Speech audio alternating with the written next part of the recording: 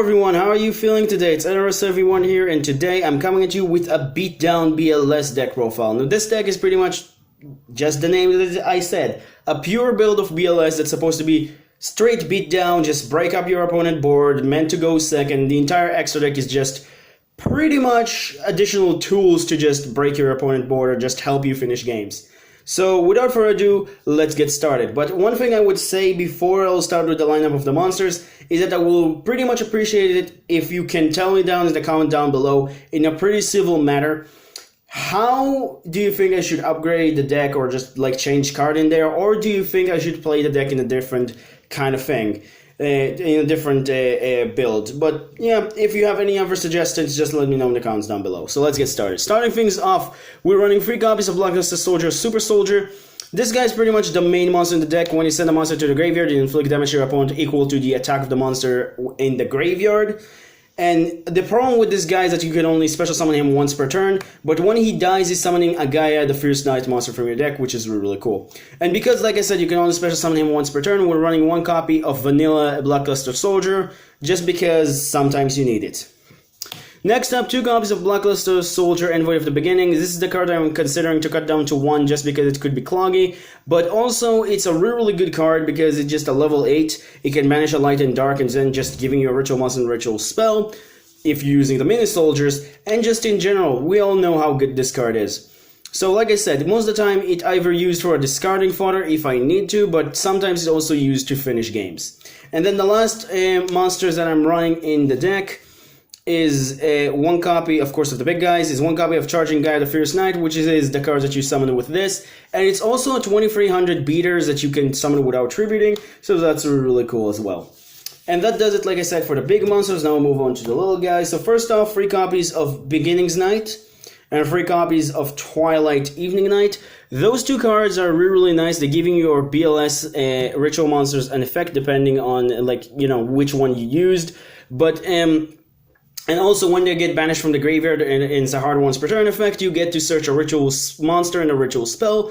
But the effect that they're giving to your monsters is both of them giving your monster as a soft once per turn to banish a monster your opponent controls. So if you use 2 of them, you can banish 2 monsters, which is kind of cool.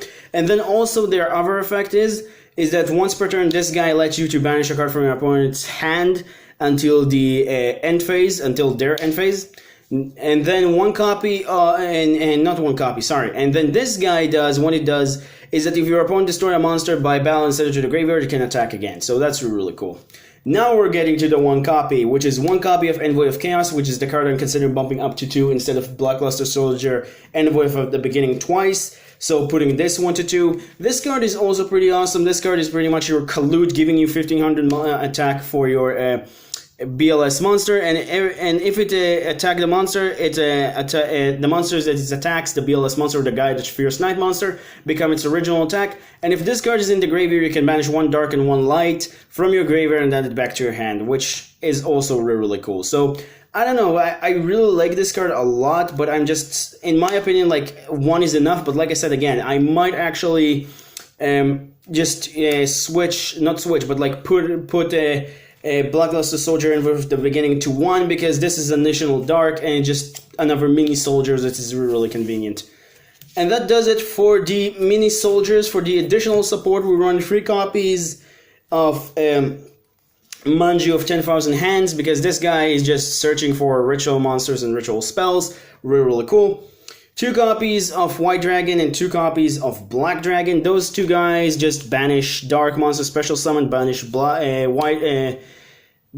light monster, not white monster, special summon. Really cool, really nice, can trigger effects. This one is a lot more easier to summon than Weatherbuster, which that's why, like I said again, I want to try to add more darks into the deck, but it's still not the worst thing in the world. You can still like use those cards in your hand to the ritual summon, and I thought to myself, like, these are really cool Chaos Dragons, because, like I said, they're just, you can use them in your hand if you have to, but most of the time you're just using them to banish your mini soldiers to get their effects.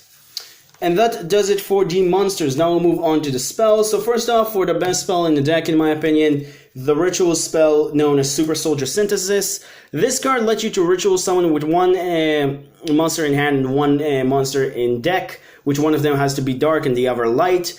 and their exact level is supposed to be 8.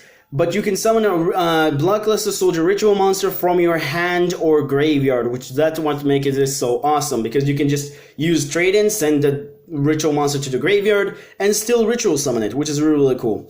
And then, of course, because it's a hard once per turn effect, just like Bloodluster Soldier Super Soldier is only summonable once per turn, we're running also one Super Soldier Ritual, because Super Soldier Ritual is just a really good card, and like I said, if you need to, you can also use Envoy of the Beginning as the entire tribute, of course, because it's a level 8.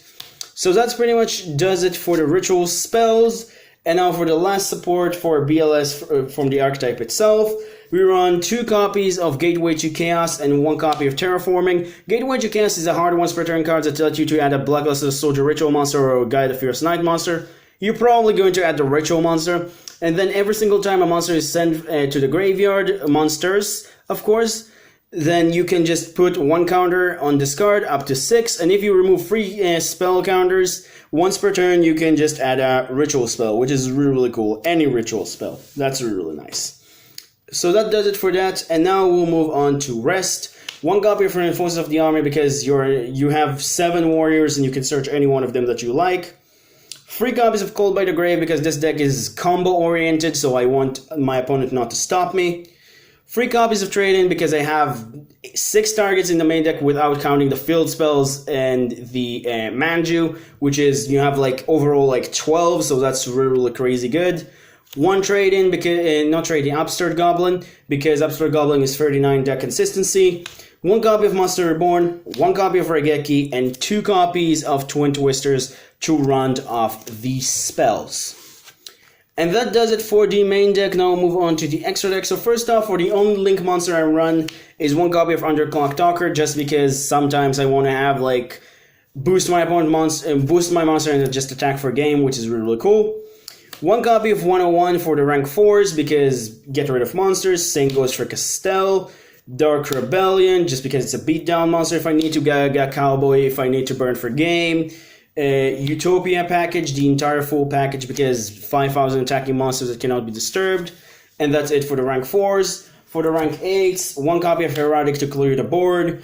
1 copy of Galaxy Taukion, just it's more of a climbable card. 1 copy of Galaxy Cypher to take control of a monster. 1 copy of Prime Photon Dragon to get over any monsters that I wish, because it can become at the very least 5,600 attack points, but of course can only do half damage. 1 full armor, 1 Blade Cypher, and 1 of Dark Matter to pretty much round off the extra deck. I don't have so much the best card in the extra deck, and I don't really know what's the best cards in the extra deck, because like I said, this deck is a little bit of a beatdown, and I do miss some cards, at least in the extra deck, and I don't know if I want to run Link monsters yet. If I would run Link monsters, probably monsters that will give me a little bit more of an edge in the extra deck, and I don't really know if there's additional Link monsters that are like that. But like I said, that's it for the deck profiles. Hope you guys enjoyed. Don't forget to like, subscribe if you enjoyed, and click on the bell if you want to follow all of my shenanigans and be notified immediately. But until next time, guys, like I said, leave me in the comments down below if you think that there is anything that I need to improve in the deck. And until next time, have a good day, guys. Stay safe, and remember, creativity is the key in this game. Bye-bye, guys.